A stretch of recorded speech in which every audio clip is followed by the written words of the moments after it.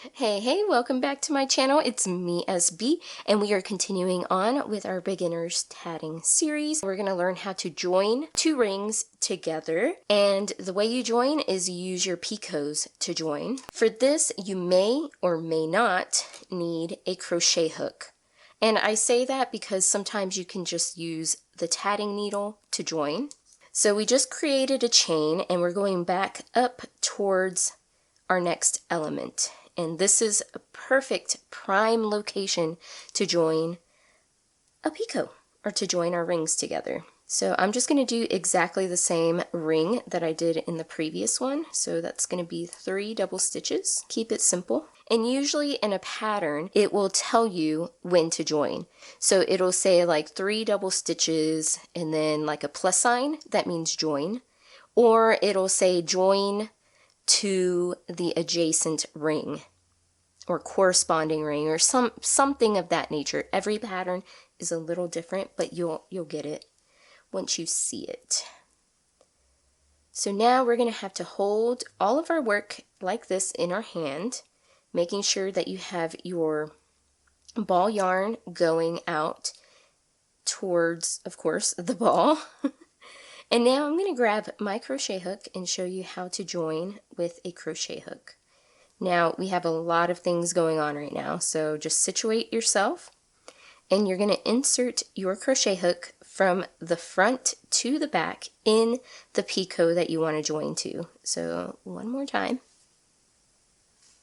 Front to back. And this is where it gets a little muddy. You could yarn over your hook and then pull through, if that's what you want to do, and then place this loop on your needle. Or instead of yarn over, you're going to put your hook and you're just going to swoop it through like this. And once again, just place it on your needle. Either way, it's going to get the job done. Don't fret too much about it. So that is going to count as our first half of our next double stitch. So let's go ahead and finish it up. And there we go. And it's going to look a little funky, but I promise nobody is going to really pay attention to that. It's really only going to be you that's going to notice. So let's go ahead and finish up our ring.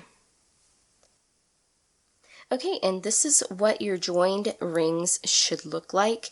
So yeah, it's pretty simple. I'm going to do one more ring to show you how to join with just the needle only, and I'll just zoom really quickly to that. Let's go ahead and work our next ring since we're back to our element here, our next element. And once again, I'm just going to do it exactly the same way. 3 double stitches.